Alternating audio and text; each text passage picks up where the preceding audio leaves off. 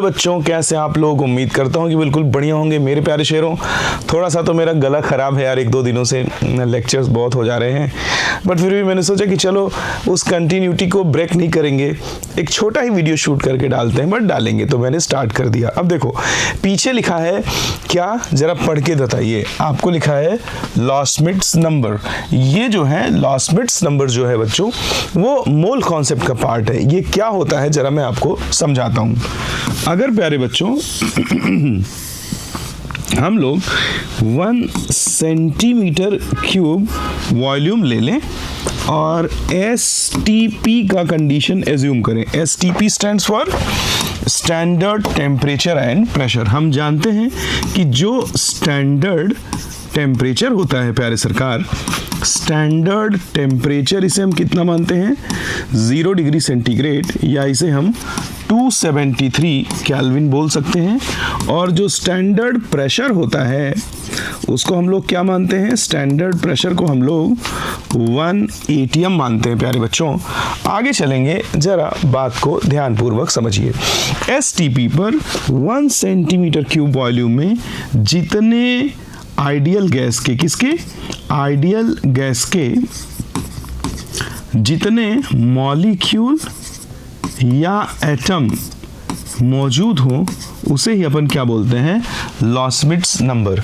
तो इसका डेफिनेशन क्या बनेगा, इसका डेफिनेशन बनेगा कि number of gaseous molecule, number of gaseous molecule और gaseous atom associated with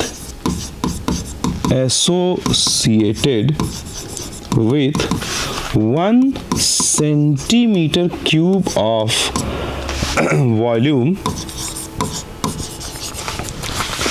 at STP is called Loschmidt's number. सरकारों अब जरा इसकी वैल्यू निकालते हैं। जैसे आप एवोगैड्रो नंबर क्या बोल देते हो, 6.023 इंटू 10⁻23, वैसे ही हम अब किसका नंबर निकालेंगे, लॉस्मिट्स नंबर की वैल्यू निकालेंगे। तो वैल्यू निकालना कोई बहुत बड़ी बात तो है नहीं। हमारे पास आइडियल गैस के लिए PV = nRT एक इक्वेशन है। प्यारे बच्चों आपको यहाँ पर स्टैंडर्ड प्रेशर एज्यूम करना है, यानी प्रेशर की जगह आप क्या पुट करेंगे, 1 ATM, और वॉल्यूम की जगह आपको क्या लेना है, 1 सेंटीमीटर का क्यूब। N क्या है, गैसियस मोल। R जो है वो यूनिवर्सल गैस कांस्टेंट है। इसकी वैसे तो वैल्यूज़ कई सारी हो सकती हैं, बट बेसिकली जो JEE नीट में 3 वैल्यूज़ इसकी बहुत ज़्यादा पूछी जाती हैं। सबसे पहले है R की वैल्यू क्या, सबसे पहले है 8.314 जूल पर मोल पर केल्विन।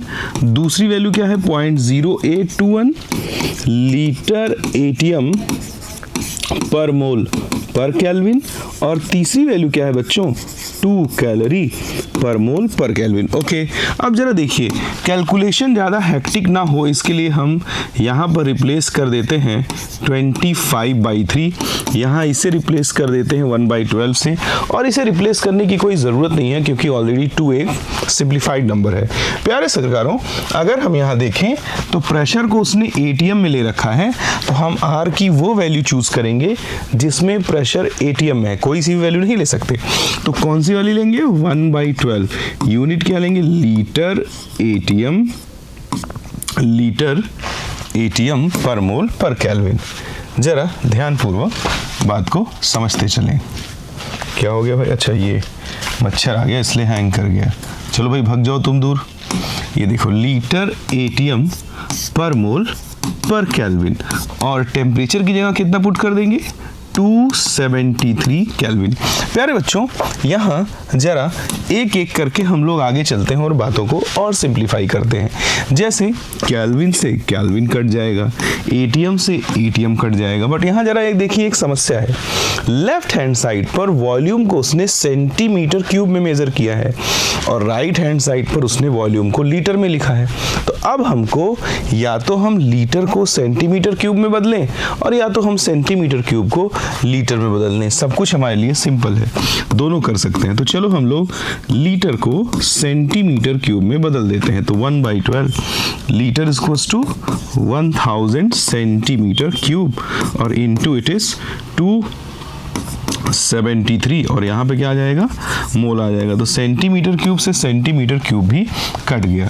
तो n की जो वैल्यू आएगी प्यारे बच्चों वो कितनी आ जाएगी, 12/1000 इंटू 273।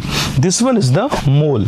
जब इसको आप सिंप्लीफाई करेंगे तो ये वैल्यू कट करके ऑलमोस्ट 0.043 के आसपास आती है। अब सरकारों हमें मोल मिल गया, लेकिन हमें गैस के मोल नहीं चाहिए। लॉस्मिट नंबर किसको बोलते हैं कि number of gaseous molecule, number not mole, number of gaseous molecule और gaseous atom associated with 1 centimetre cube of volume of an ideal gas at STP. तो अगर हमें मोल मिल गया है और मॉलिक्यूल चाहिए तो हमें क्या करना पड़ेगा, मोल के मिलते से ही अगर मॉलिक्यूल निकालना रहता है तो हम उसे एवोगैड्रो नंबर से क्या कर देते हैं, मल्टीप्लाई। तो इसे हम 6.023 इंटू 10⁻⁻23 से प्यारे बच्चों क्या कर देंगे, मल्टीप्लाई कर देंगे। और जब हम इसे मल्टीप्लाई कर देंगे तो n की वैल्यू ऑलमोस्ट 2.67 इंटू 10⁻19 के आसपास आ जाएगी। ये हमने किस में निकाला है, ये हमने पर सेंटीमीटर क्यूब में निकाला है। तो ये हमें पर सेंटीमीटर क्यूब में मिल जाएगा, यानी कि ये 2.67 इंटू 10⁻19, इसको हम लोग क्या बोलते हैं, इसको लॉस्मिट नंबर बोलते हैं। प्यारे बच्चों अगर ये सेंटीमीटर क्यूब के बजाय मीटर क्यूब में लिखा हो तो हमें इसे मीटर क्यूब में कन्वर्ट करना पड़ेगा, और सेंटीमीटर क्यूब को मीटर क्यूब में कन्वर्ट करने के लिए कोई रॉकेट साइंस तो लगानी नहीं पड़ेगी। ये देखिए कितना आसानी से कन्वर्ट हो जाएगा। अगर हमारे पास जो नंबर ऑफ गैसियस मॉलिक्यूल आया है, मोल को किससे मल्टीप्लाई करने के, this n is mole and this is nu लिख देता हूं, दिस इज नंबर। तो जरा देखिए प्यारे बच्चों अगर हम इसे लिखते हैं 2.67 इंटू 10⁻19 और इंटू पर सेंटीमीटर क्यूब यानी 1 सेंटीमीटर का क्यूब। सपोज करिए इसे हमें मीटर क्यूब में लिखना है, ठीक है। तो हम जानते हैं कि जो 1 सेंटीमीटर होता है वो 10⁻⁻2 मीटर के बराबर होता है। तो 1 सेंटीमीटर का क्यूब 10⁻�6 मीटर क्यूब के बराबर होगा। तो जब यहाँ पे आप पुट करोगे 2.67 इंटू 10⁻19 इंटू 1/10⁻6 मीटर का क्यूब, ये ऊपर जाएगा तो हो जाएगा 2.67 इंटू 10⁻25 और अपॉन में क्या हो जाएगा, मीटर क्यूब, या तो मीटर का पावर -3 भी लिख सकते हो। तो अगर मीटर क्यूब में कहता है तो लॉस्मिट नंबर की वैल्यू कितनी हो जाएगी, 2.67 इंटू 10⁻25 पर मीटर क्यूब।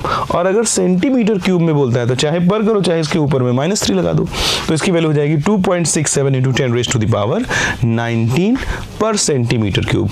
उम्मीद करता हूँ कि प्यारे सरकारों को ये बातें समझ में आई होंगी। आज के लिए इतना पर्याप्त है। Thank you.